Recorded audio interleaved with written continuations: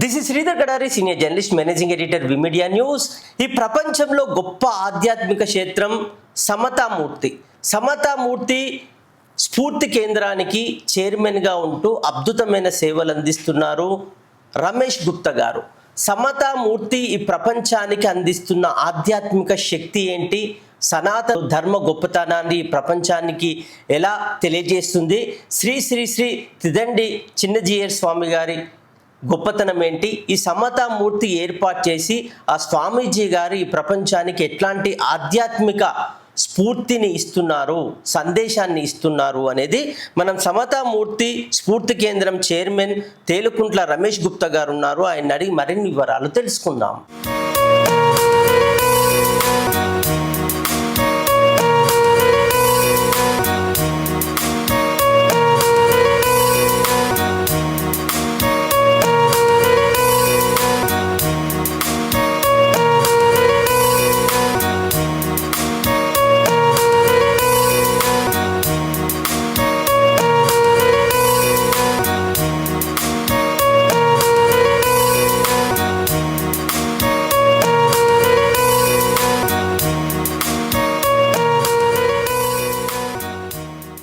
భగవద్ రామానుజుల వారు 120 సంవత్సరాలు వారు అవతరించి ఈ భూలోకంలో వారు ఉన్నారు. ఇప్పటికి కూడా వారి పార్థివ దేవం శ్రీరంగంలో దాన్ని భద్రపరిచున్నారు. అది స్ఫూర్తిగా తీసుకొని చిన్నజీయర్ స్వామి వారు ఒక బంగారు విగ్రహం చేయాలి అని వారి దృష్టిలో ఏదో ఒక అర కేజీదో ఏదో ఒకటి, ఒక 8 ఇంచులో 12 ఇంచులో చేయాలి అని వారు అనుకున్నారు. వారు అల్ప సంతోషులు చిన్నజీయర్ స్వామి వారు.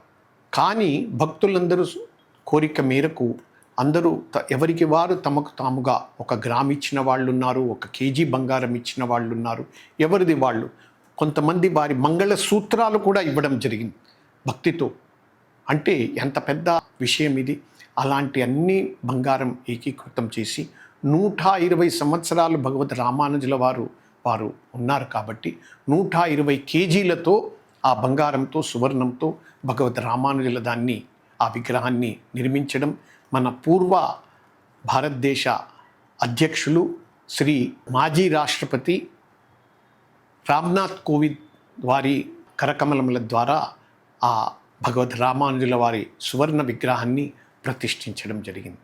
మోదీ గారు భగవద్ రామానుజుల వారి విగ్రహాన్ని ప్రతిష్ఠిస్తే రామ్నాథ్ కోవింద్ గారు ఈ భగవద్ రామానుజుల విగ్రహాన్ని ప్రతిష్ఠించడం జరిగింది.